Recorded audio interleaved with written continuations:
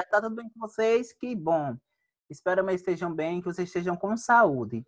Não vou falar o que vocês devem fazer, porque vocês já sabem, né? Lavar sempre as mãos, né? Usar máscara, álcool em gel, tudo isso vocês já sabem. Já são adultos, já têm responsabilidade, então vamos mesmo para o que interessa, que é justamente a aula de história aqui. Hoje eu encerro o conteúdo Renascimento, não falo mais sobre, hoje eu encerro, porque está chegando o mês de agosto, eu tenho que abordar determinadas questões sobre o folclore brasileiro, né? O lobisomem, boto rosa, sapo cururu, o que for de folclore brasileiro, estarei aqui falando não hoje, mas talvez nas próximas semanas, que pertence à identidade, né? A questão da mitologia e dos mitos do Nordeste e tudo mais, enfim. Beleza? Continue fazendo as atividades, está logo aqui abaixo. Não adianta apenas assistir o vídeo e não fazer atividade. Faz atividade, porque é por meio dela que a gente vai avaliar e saber se vocês estão compreendendo o assunto ou não. Fechou esse ponto? Outro ponto. Estou gostando da participação de vocês. No final dessa aula, já estou aqui com a lista dos alunos que comentam a minha videoaula, tá bom? Que dá o like e tudo mais. Estarei falando aqui, né, dando um abraço virtual. Desejando muito obrigado por acompanhar a aula de história e assim sucessivamente, beleza? Compartilhar com vocês aqui a nossa videoaula, que é necessariamente o quê? Isso mesmo. O nosso slide, bem didáticozinho, né? Para não ficar algo muito cansativo, né, pessoal? Vamos lá. Renascimento, o cotidiano nas cidades italianas. Capítulo 4, pegou material? Eita, muito bem, vocês estão sensacional, muito bem, sentido aqui, ó. Capítulo 4, página 82 a 85.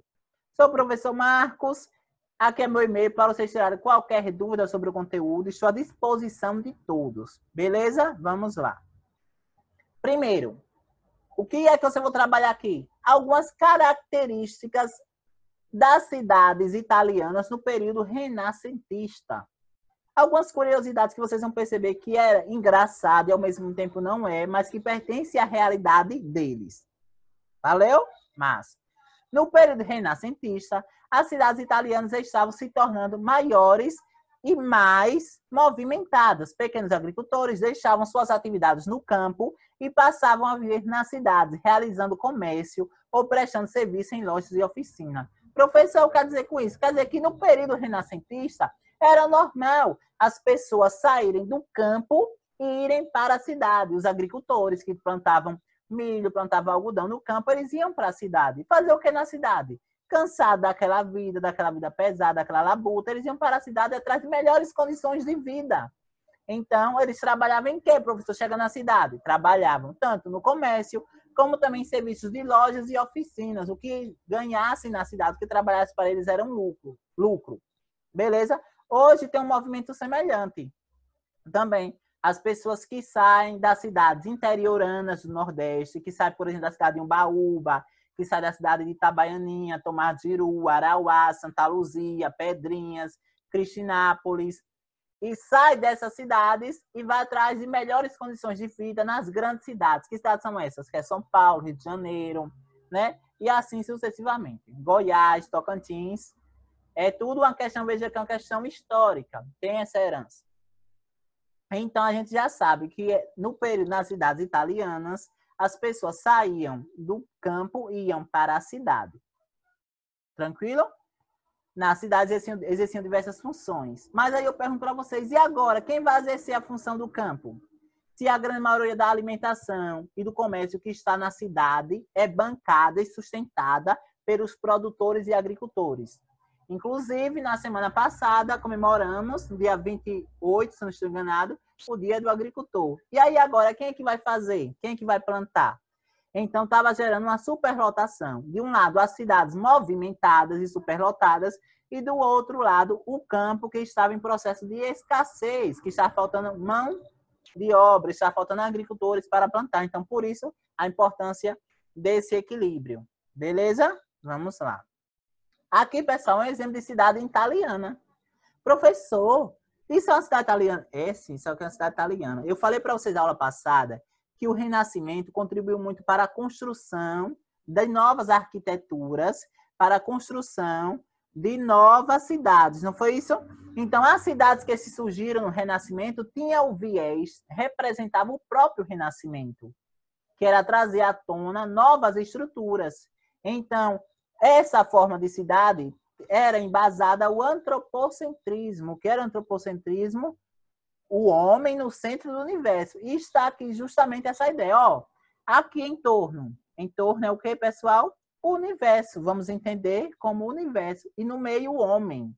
Sempre algo redondo, tá? Então, era o homem no centro do universo. O homem no centro da sociedade. E quem está na sociedade? O homem. E o entorno, o universo. Beleza? Então, era muito comum que as cidades ficassem localizadas próximo dos campos. Então, aqui está em formato de uma estrela. Tá bom?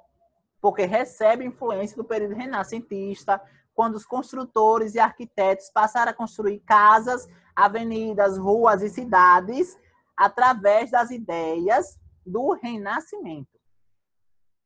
Aqui é uma cidade, mas é uma representação, tá bom? Tipo uma maquete. Aparentemente parece o quê? Um abacaxi. Está na cima do ladinho horizontal, mas se colocar na vertical, remete a um abacaxi. Então, vocês percebam que nessa parte superior moram as pessoas que têm um certo status social. E nessa daqui, status social é dinheiro, pessoal. E nessa parte aqui moram as pessoas que, de certo modo, têm dinheiro, mas não é tanto quanto as pessoas que moram na parte de cima. E as pessoas que moram no campo são justamente os agricultores e camponeses. Beleza? O que é que eu quero lançar aqui para vocês? Aqui é uma cidade italiana chamada de Plato. Beleza? Alguma dúvida? Ótimo. Anote aí. Anote aí que esta cidade, assim como outras cidades italianas, receberam o processo do Renascimento, as ideias renascentistas. Então, era normal, e até hoje existem cidades com essas características, com características modernas, com arquitetura. Se vocês parar para observar as casas hoje de modernidade em Itabaianinha, uma casa, quer queira que não, que é moderna, a estrutura, a frente, a fachada, vocês podem perguntar, eita, que estrutura linda. Mas se a gente for parar para observar, através daquela estrutura, tem influência do período renascentista. Professor, mas são duas Itália e Itabaianinha, sim, mas o conhecimento, o saber, os modelos de casa foram passados de geração em geração, sendo conservados. Então, muitas características que tem na nossa cidade hoje, sobretudo as fachadas de modernidade, né, de beleza, de novos apuros estéticos, tem influência desse renascimento. A gente não pode negar isso de forma indireta, mas tem influência. Talvez a gente hoje, na região Nordeste, a gente não encontre, por exemplo, uma cidade que tem um formato de um abacaxi. Talvez a gente não encontre. Mas talvez a gente possa encontrar uma cidade planejada. Aracaju é uma cidade planejada. Super planejada. A segunda mais planejada, só perde para Brasília. Brasília é uma cidade totalmente planejada. Toda plana. Aracaju, mesmo jeito. O jogo do xadrez, parece um xadrez, sendo olhada de cima. Então, recebe, quer queira que não, influência do Renascimento. Características da cidade. Nessas cidades havia muitos mercados, igrejas, praças, nas quais eram apresentados diferentes eventos e espetáculos. Então, a gente entende que nessas praças, eventos e espetáculos eram os espaços de lazer e entretenimento. As pessoas mais ricas apreciavam a vida nas cidades, onde geralmente realizavam seus negócios, mas também achavam importante possuir propriedades no campo para o descanso da família. Isso tem semelhança, pessoal, hoje com algum costume nosso? Tem. Percebam. Naquele período normal, as pessoas tinham sua propriedade na cidade, mas quando chegasse nos finais de semana, ia para onde? Para o campo, descansar, porque a cidade, quer queira que não, é movimentada, faz muito barulho e gera, de certo modo, não necessariamente um desestímulo por morar ali. Não é isso que eu quero dizer. Eu quero dizer que, quer queira que não, cansa o nosso psicológico. E aí, eles viam, na perspectiva do Renascimento, eles viam o campo como uma forma de descansar com a família. E hoje é justamente isso. Normalmente as pessoas têm casa na cidade e têm casa no campo. ficam na cidade durante a semana, porque tem que resolver suas questões, né? Questão de banco, questão jurídica, tudo mais, supermercado. Mas no final de semana vai para o campo, vai descansar. Olha um hábito aí. Então, no período renascentista, na Itália, tinha essa prática. Valeu! E aqui, pessoal, por exemplo, uma representação, uma pintura, de como era necessariamente uma cidade não desenvolvida. Veja que aquela, né, tinha umas estruturas. Essa não tinha tanta estrutura, porque é uma cidade formada, na grande maioria, por pessoas que não têm um certo poder aquisitivo. Então, aqui é o quê? Uma casa de show. Os espaços, percebam, tem pessoas trabalhando, tem criança, tinha pessoas brincando. Existia também a questão do mar. Tudo isso acabava influenciando a questão do clima. Era o que definia a criação de animais. Era uma rotina necessariamente comum. A única diferença é justamente a desigualdade social, isso aí é fato, e os espaços de lazer. Aqui, ó, aqui, pessoal, por isso que tá a fila, é um espaço de lazer. É como se fosse um botique. O que é um botique? Um espaço onde as pessoas bebiam, conversavam, fechavam acordos, negócios importantes. Então, aqui, outra. Se trata o quê? Representação de uma igreja? Também. Mas era um espaço de entretenimento, de lazer, eles conversavam, aqui eles discutiam projetos, temas que tinham uma certa importância. Então, eram esses espaços de lazer. Em uma das atividades lá, uma das perguntas tem, quais eram os espaços de lazer da França? Ou, perdão, da Itália? Aí vocês podem colocar as boutiques, os templos eram o espaço, quer queira que não, de entretenimento, porque eles conversavam, dialogavam, debatiam, era algo comum, recorrente, tá bom?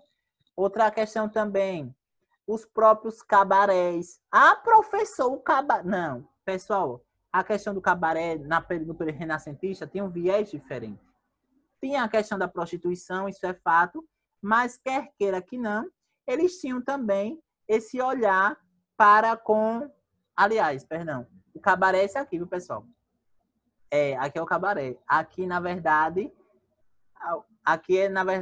onde as pessoas andavam normalmente nuas ou se não vestidas, não tinha essa preocupação de esconder as vergonhas, de esconder as partes íntimas, tá bom? Era em toda a Itália, não, era só em determinados espaços. Então, essa pintura vem lançar justamente essa reflexão de que o que vai definir o que a pessoa não é a genitália, não é um órgão feminino, alguma coisa assim do tipo masculino, mas o modo de ser, de conviver e aqui as relações sociais. E aqui, o lazer e entretenimento, de fato. A cidade de Veneza e Florença eram cidades que recebiam muitos visitantes que passeavam em gondolas especiais, muitas delas cobertas e manobras por gondoleiros experientes e bem vestidos. O que eu quero dizer é que os cabarés eram sempre movimentados, era um espaço de lazer e entretenimento, porque reunia diversos visitantes e diversos turistas que passavam por aquela região, entenderam? Então, se lá a atividade tem, qual era o espaço? Eles vão colocar as boutiques, alguns templos, espaço onde reunia os visitantes ou turistas, como também os próprios cabaré, os bares e as praças públicas. Eram os espaços de lazer e entretenimento, por exemplo, das cidades italianas no período renascentista. E agora aqui, pessoal, que eu quero lançar para vocês é Mona Lisa, a representação da mulher italiana. Como assim, professor? Eu quero que vocês percebam que o quadro da Mona Lisa, pintado, por exemplo, pintado, na verdade, por Leonardo da Vinci, é uma representação da mulher italiana, é uma representação do período renascentista. Mona Lisa de Leonardo da Vinci, de 1805, olha, pintada em 1805, 1505, perdão. Aqui a altura e o tamanho, uma pintura de óleo sobre madeira e a sua figuração é a naturista. É usada como cores sombrias, é o quadro mais famoso do mundo. Encontra-se no Museu de Louvre, em Paris, e está protegido por vários centímetros de vidros à prova de bala. O quadro é surpreendentemente pequeno e há quase 500 anos que inspira poesia, canções, esculturas, romances, falsificações e a sua cara aparece em inúmeros anúncios por todo o mundo. Qual é o quadro? Justamente esse quadro aqui, pessoal. É uma representação da mulher italiana. Então, está relacionado ao cotidiano das cidades. Percebam, vamos analisar aqui bem forma bem básica essa estrutura aqui, que também está no livro didático de vocês, viu, pessoal? Está no livro didático de vocês, essa estrutura aqui. Percebam que, primeiro, era comum as mulheres italianas, por exemplo, não terem sobrancelha. Tinham, mas retiravam. Então, Mona Lisa, ela não tem sobrancelha. A boca, percebam, o sorriso eram fechados. Ela não tinha o contorno, né, bem delimitado dos lábios. Tá bom? As mãos, delicada. Cabelos, liso, feição de mulher séria. O que eu quero lançar para vocês agora, que o quadro de Mona Lisa hoje é tido como uma das maiores incógnitas da história. Por quê, professor? Porque ao mesmo você olha assim de um lado, dá a entender que ela está sorrindo. Aí você olha assim pelo outro, percebe que, na verdade, tá tratando de algo sério, uma seriedade. Então, é uma incógnita. É uma representação da mulher italiana, mas o que era que Leonardo da Vinci queria refletir sobre o modo de como as mulheres se vestiam, o contorno da pintura. Tudo isso é um elemento de análise. E quer queira que não, é uma incógnita. É como se fosse algo visível, mas ao mesmo tempo invisível. O que está para além dessa pintura? O que ela quer nos dizer? Tá bom? E assim, galera, eu encerro nossa aula de hoje. Tá bom? Faça uma atividade, comente. Faça atividade e dê link aí, clica aí. Gostou, tudo mais, comentem. Quero mandar um abraço aqui, ó, para os alunos, beleza? 7º ano. Isaac Nascimento, Escola Oséias. José Nicolas, Escola Jaime. Ana Clarice, Escola Joaquim Silveira. Yasmin Vitória, Escola Professora Cecília.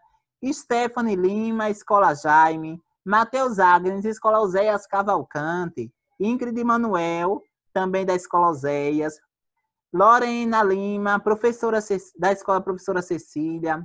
Kaique Ferreira, Oséias Cavalcante também. Vinícius Alves, a Escola Francisco Moreira.